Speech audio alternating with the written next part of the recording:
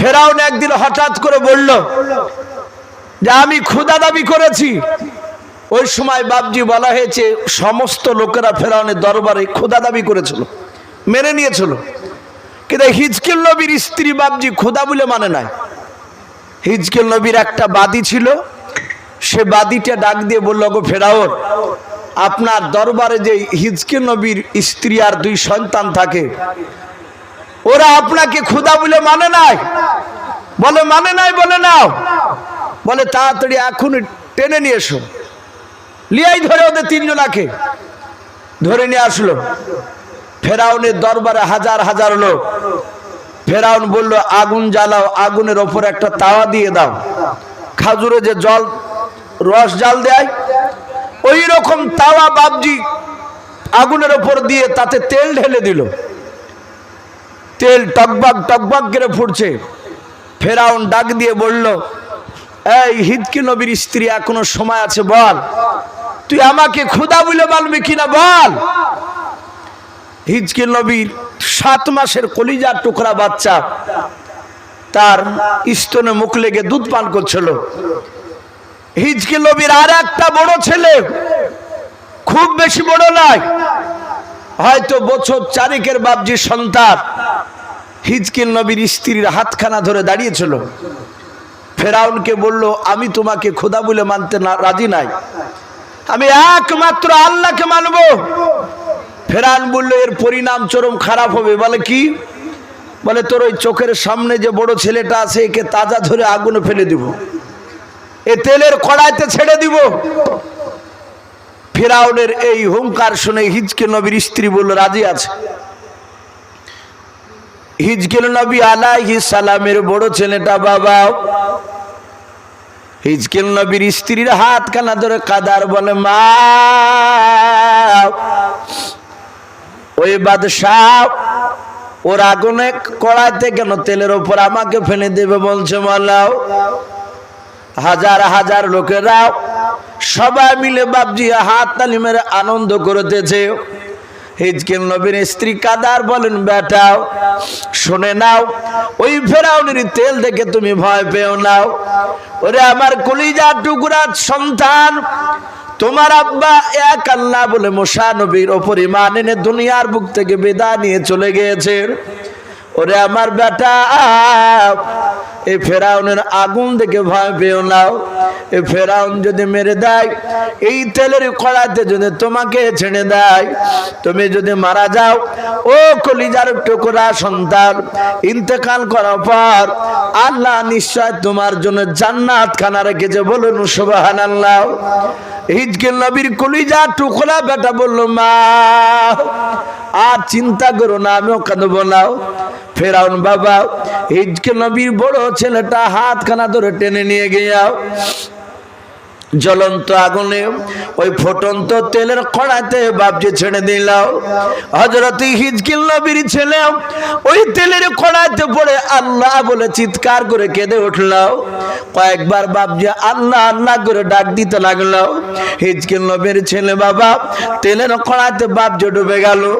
আবার কিছুক্ষণ পর ভেসে উঠল হিজকিল নবীর কলিজা টুকরা বেটা।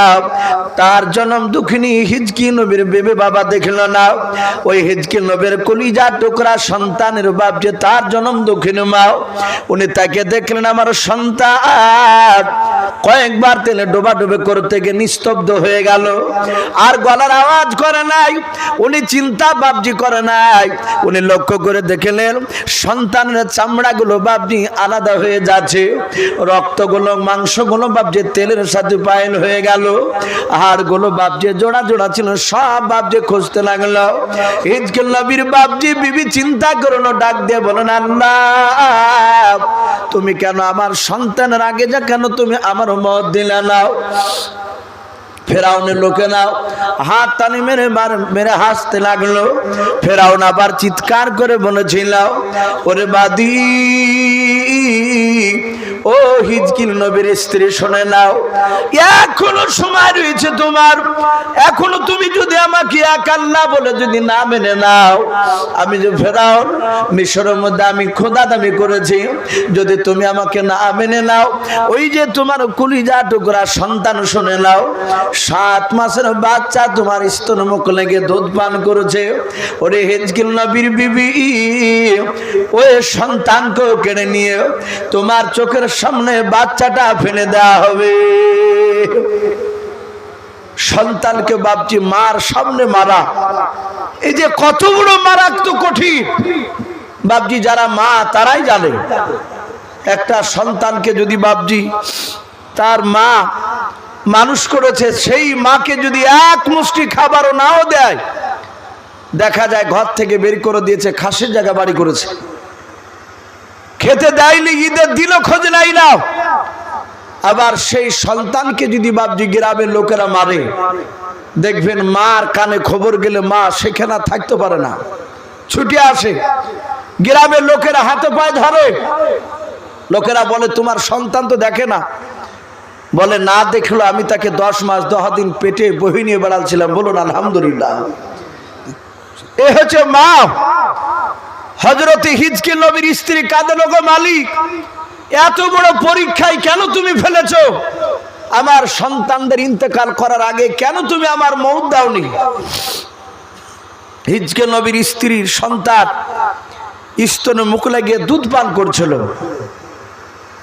সঙ্গে সঙ্গে বাবা ওই 7 মাসের বাচ্চাটা আল্লাহর কুদরত বাবা জবান খুলে গেল। মার স্তন থেকে মুখটা টেনে নিয়ে ডাক দিয়ে বলেছিল, গো মা,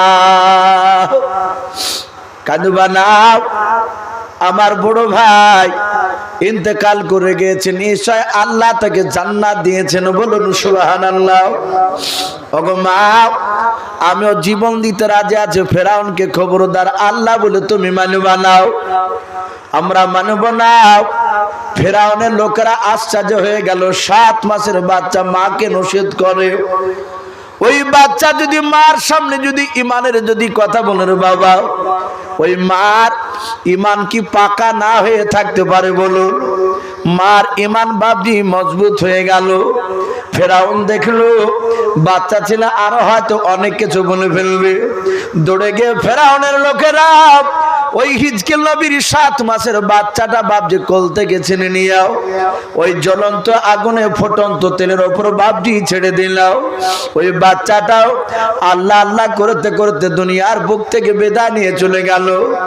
আল্লাহর নবী জনাবে মুহাম্মদ রাসূলুল্লাহ সাল্লাল্লাহু তাআলা আলাইহি ওয়াসাল্লাম সাহাবাদের সামনে বাবজি ঘটনাটা আলোচনা করেছিলেন। হযরত আবু বকর বলেন, নবী গো, ওই হিজকিল নবীর বিবির কি হলো একটু খুলে বলাল। হিজকিল নবীর বিবিকে বাবজি যখন আগুনে ফেলতে যায়, হিজকিল নবীর বিবি ডাক দিয়ে বলেছিল, ওকে ফেরাউন, শুনে নাও, তুমি আমাকে আগুনে ফেলে দেবা, আমার মৃত্যু অনিবার্য, এটা আমি ভালো করে জানি, কারণ আমার সন্তানদেরকে তুমি বাঁচে রাখনি।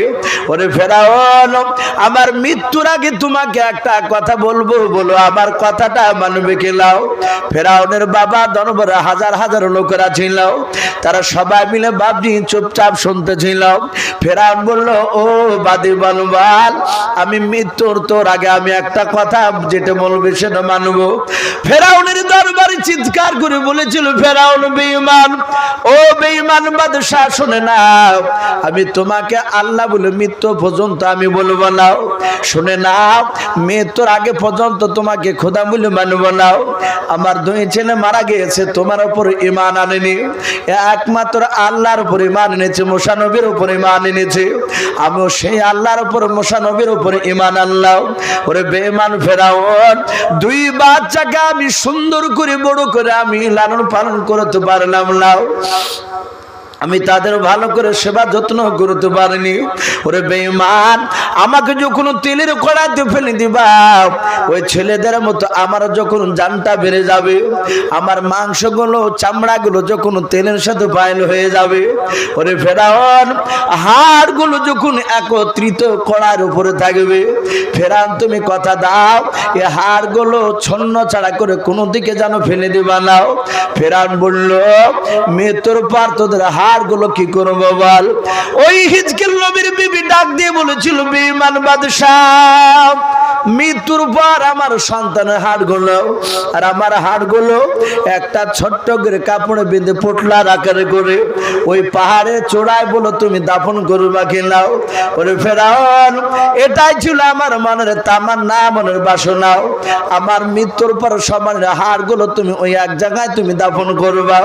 ওগো ফেরাউন, এটা আমি মনে মনে ভাববো কিয়ামত পর্যন্ত আমার ছেলেদেরকে আমি বুকে করে নিয়ে কবরে শুয়ে থাকবো। বলুন সুবহানাল্লাহ। আল্লাহ রাসূল বলেন, ফেরাউন কথাটা মেনেছিল। আল্লাহর নবী জনাবি মুহাম্মদ রাসূলুল্লাহ সাল্লাল্লাহু তাআলা আলাইহি ওয়াসাল্লাম যেদিন বাবা মেরাজের রাত্রিতে আরশে আজিমে বাপ যে যাচ্ছিলেন আল্লাহর সাথে দেখা করতে গিয়ে, ওই মিশরের ওপর দিয়ে যখন বোরাকটা যাচ্ছিল বাবা, ওই পাহাড়ের উপর দিয়ে যখন যাচ্ছিল, হঠাৎ করে আল্লাহর নবী দেখলেন বাবা ওই পাহাড়ের ভেতর থেকে জান্নাতুল ফেরদাউসের ঘ্রাণ বের হচ্ছে। বলুন সুবহানাল্লাহ। মুসা নবী কবে তার জামানায় ফেরাউন হিজকিল নবীর স্ত্রী তার 2 সন্তানকে মেরে ওই পাহাড়ের চূড়ায় দাফন করে রেখেছিল। আর শেষ নবীর জামানায় নবী মেরাজের রাত্রিতে বাবজি যাওয়ার সময় ওখান থেকে জান্নাতুল ফেরদাউসের খুশবু শুনতে পেলেন। মহান রব্বুল আলামিনের রাসূল বলছেন, ওগো জিবরিল ভাই, এই জান্নাতুল ফেরদাউস এই দুনিয়ার বুক থেকে ওই পাহাড় থেকে আসছে কেন? ওখানে কি আছে বলো? জিবরিল আলাইহিস সালাম কাঁদতে কাঁদতে ফেরাউনের সেই হিজকিল নবীর স্ত্রীকে আর তার সন্তানকে মেরেছিল। এ ফেরাউনের কথাগুলো হযরতে জিবরিল আলাইহিস সালাম শোনালেন। আল্লাহ রাসূল তাদের জন্য বাপজি আবার দোয়া করলেন। এত বড় বেঈমান ফেরাউন, তার লাশ বাপজি মাটিতে বাপজি খাবে না, তার বিবিকে পর্যন্ত বাপজি মারতে সেবাকে রাখেনি। এ বেঈমান ফেরাউন।